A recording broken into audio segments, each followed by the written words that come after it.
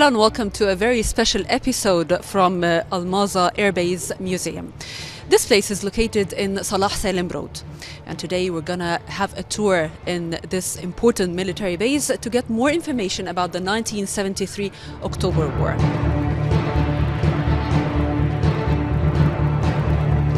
Hi, welcome to Egyptian Air Force Museum.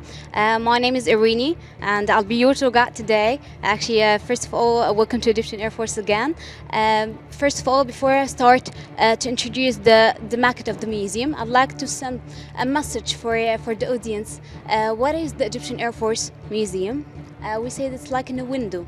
Through it, we want to let the generation who the Egyptian Air Force is, an armed force is also, and who are the Egyptians. This is a short message we are so keen on to send to the visitors that we have here. Okay, before we start our tour, I'd like to represent the maquette of the museum. Okay, we're located in Almaza Air Base, that considered the first military air base that received the first 5 Tiger Moth aircraft in 1932, and we're going to talk about it in detail inside the museum. Of course, we need more information about every single detail in the place. Yeah, of course, we will do this. So this is the whole area of the museum. It's about 53,800 square meter, divided into 3 parts. The outdoor display is about 15,000 square meter. The inner section is about 3,600 square meter, and some management buildings about 2,100 square meter. We're going to start with the outdoor display, where we're going to talk about those aircraft and the war which participated in since 1932 till day. And through the visit, we will go inside the Mi-6 helicopter, because we're doing something new here in the museum. We're doing a summer camp, not just for the kids, because it starts from 10 to 18 years old. We're going to talk about it in detail, but inside the Mi-6 helicopter. And then we're going to go inside the building where we're standing here, where we're going to talk about the aviation science, how establishing the Egyptian Air Force, and so on. And in the upper stage, or next floor, we're going to talk, or we're going to see new things we created here to improve and enhance this museum. This is a short summary for the museum. I'd just like to add something that here in the museum, it have been built in 1996, but actually it's open for the audience in 2016, and we welcome all the visitors to come here all days except Tuesday from 9 a.m. to 3 p.m.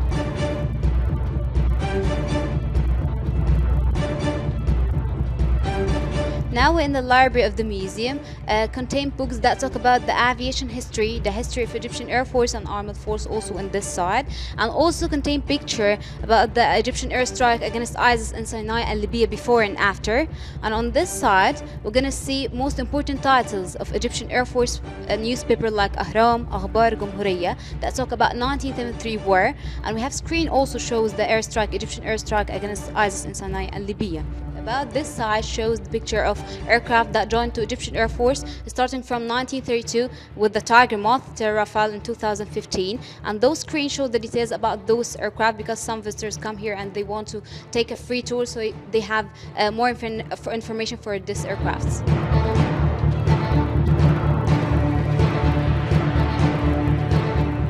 And now we begin to focus on the history of the Egyptian Air Force and how did it start. And we have here with us our tour guide, Irini. And tell us, who first discovered flying? Okay, the weird thing, not everybody know about it, that the ancient Egyptian, the first to know about the aviation field. And that has been proven after discovering a wooden model in a tomb near Saqqara. And the search proved this model is an aircraft, not a bird, because the wing is so long compared with a normal bird's wing. And if you notice, the tail is vertical, so it's not normal for a bird's tail to be vertical. That's why the ancient Egyptians the first to think about the flying concept. Okay, and this mural showed the development of aviation field, and we're gonna see the rest of it.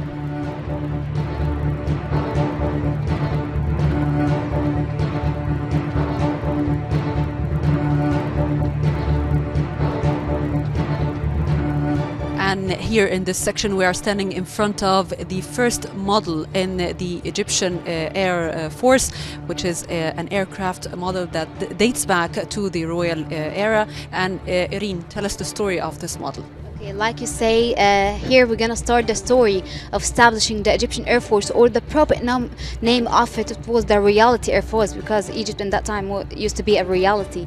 And with the Tiger Moth aircraft, as I told you, which we started the Egyptian Air Force in we assigned amount £50,000 to establishing the Egyptian Air Force. And in 1932, we sent 3 Egyptian pilots to England to take the training on this aircraft and bring them back from England to Egypt. And that time, England never believed in our ability. That's why they shipped those aircraft by ships. But the Egyptian pilot insists to take this aircraft from England all the way to Egypt instead of shipping it, to prove for all the world they are capable of doing this.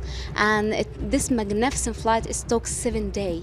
They had to stop in 13 transit. Okay, and they make it was so risky decision, but they insist to do it to prove for all the world they are capable of doing this. Who are those people? We are talking about the first Egyptian pilot or military pilot. They call عبد المنعم الميقاتي أفندي, ملازم فؤاد حجاج أفندي, أحمد عبد الرازق أفندي. And as I told you, we assigned amount £50,000. We bought 5 Tiger Moth was £7,000, just £7,000. And the rest of the money, this document say that we are transforming Al-Maza Air Base, where we standing here, from a civilian airport into a military air base to receive those aircrafts.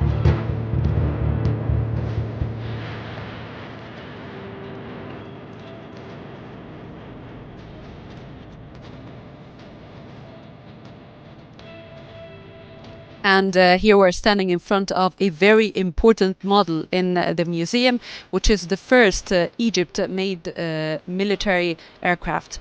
Irini, tell us the story of this important model here. Like you said, this is one of the most important aircraft that we have here, because in '60, the President Gamal Abdel Nasser had a dream to manufacture supersonic aircraft, and that was the result. The Carrier 300, one of the most important aircraft that we have. This one, the first aircraft made in Egypt with a jet engine. The speed of it reached 2.2 Mach, so the double speed of sound. But unfortunately, after a short time, this project stopped because of some reasons. So we only manufactured 3 from it. This is the first one.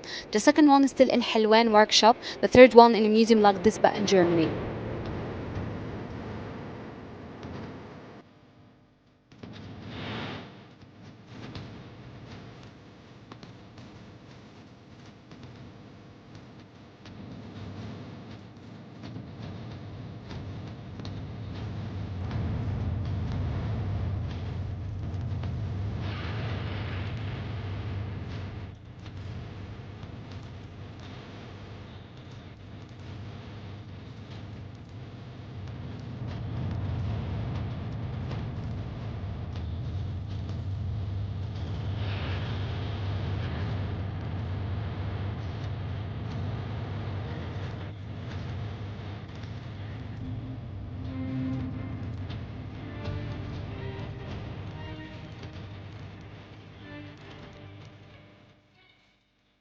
And here we are standing in front of the wreckage of an Israeli aircraft.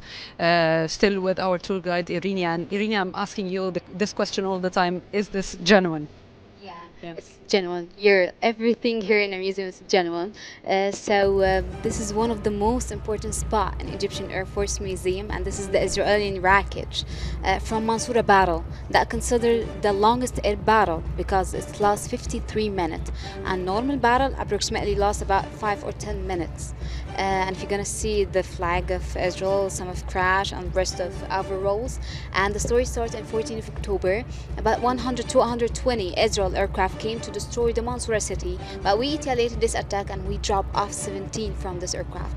And of course, you're gonna know that a huge difference between the F-4, the Phantom that Israel using against us, and the MiG-21. The MiG-21, it was a really good aircraft, but there's no comparison between the MiG-21 and the F-4. It was a high qualification aircraft, okay, but instead of this, we won through this battle. That's why we took the 14th of October, the day of Egyptian Air Force. We celebrating this day here every year. We open the museum for free for everybody to celebrate this day. So this battle proved one thing: it doesn't matter the quality of the aircraft. The most important thing, the capacity of the pilot. And actually, I can say the pilot. The most important message we want to send, or just tell the visitor about, that it's a teamwork. It's not about the Egyptian pilot. It's about teamwork, the technician, the maintenance guy, because without them it wouldn't be happens in that time.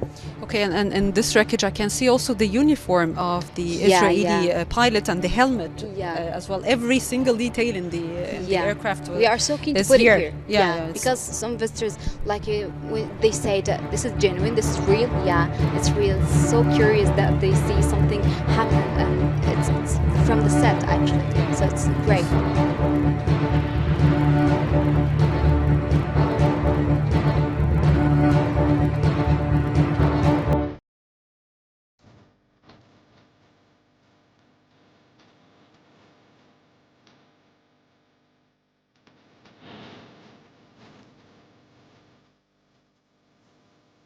And now we're going to have a quick look about the airplanes that participated in the Egyptian wars. Some of them are here, and also with Irini today, also she's going to tell us the stories of the other planes as well. So Irini, where do you like to start? I'd like to start from here. The whole way standing here. This is the whole area, as I told you, on the maquette that explain the word or the aircraft that participated in the war since 1932, starting from Tiger Moth till day. We have the newest aircraft here, but an Egyptian Air Force Museum, not an Egyptian Air Force flight, the F-16, one of the most important aircraft that we have here. Okay, and we explain here the types of aircraft, starting with the fighter aircraft. We have the MiG-15 3 version of it. Okay, and we have transportation aircrafts called Ilyushin-14, and we have fighter bomber aircrafts called Sukhois. We have all 3 versions of it, and also we have the MiG-21, we have the Mirage 5. It's all a fighter aircraft. Okay. And we have to stress also that these are the real aircrafts that participated in the war, and the others are real. They are not models, they are real aircraft. Yeah, like I told you, Dina, this is the most important thing, because the visitors, they are astonished when they come here and they know this is a real aircraft that participated in the war, not just a maquette. So it's very important. This is one of the strength points that we have here in a museum. Okay, and what about the helicopters here? Okay, before the helicopters, there's another section here. We have the training aircraft. Okay, this is another part of training aircraft. Okay, training aircraft divided in 3 parts: primary, intermediate, and advanced training. All of those are primary training aircraft. Instead of this one, we have L-29. This is intermediate. Okay, and we're gonna talk about the advanced aircraft, but at the end of the tour. Okay, so this is another section. This is a helicopter. We have the MI family, we have the MI6, and we have the MI8 and MI4. We have the smallest one, like the Heller and the Gazelle. They are utility aircrafts. Okay, and finally at the end of the tour, we have also 2 of the most important aircraft. You remember the F4, the Phantom, the rocket we see inside? This is the F4. And of course everybody, the audience, this one, and of course everybody know about the accent of School of Bahr al-Baqar. It was used by the F4 Phantom in that time. Okay, and finally we have the K8. This is advanced training aircraft, and we're using for acrobatic team, Silver Star team. And actually those people are really great people. I can call them a multifunction fighters, like the aircrafts, because any acrobatic team in the world, they are specialists in acrobatic team, and that's it. But here in Egypt, they are instructor. They're doing lectures. They're not free. They're doing their fighting things and finally acrobatic show. So they multifunction. They are.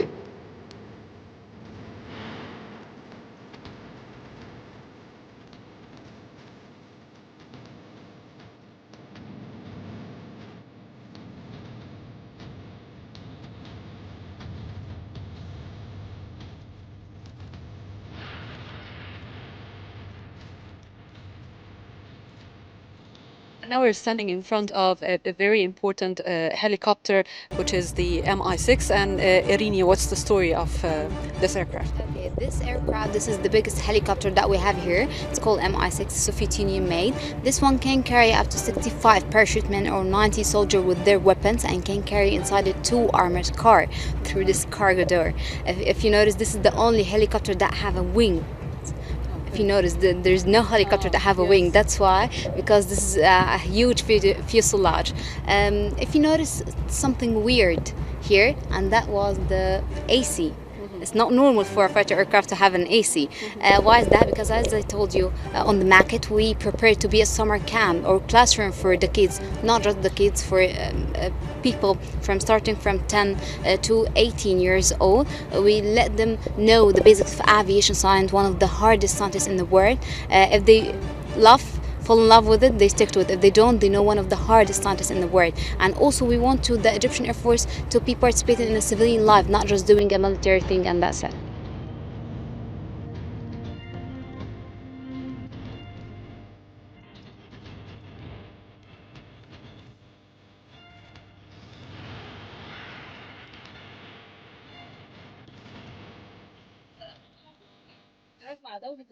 I'll excuse you for 1 minute to ask the students. So, hello.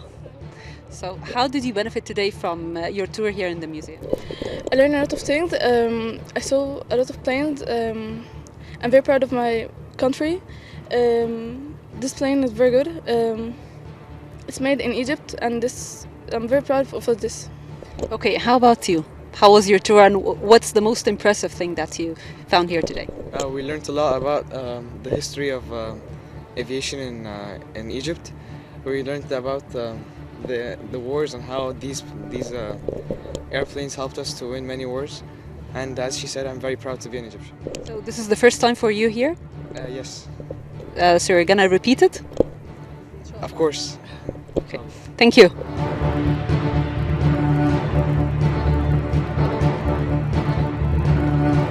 Unfortunately, our tour in the Al-Maza Military Base Museum today has came to an end. And I advise every Egyptian who wants to teach their children and to learn more about the history of Egypt to come to this place to know more secrets about the history of Egypt. And still, the Egyptian history has a lot to say. Until we meet again, thank you for watching.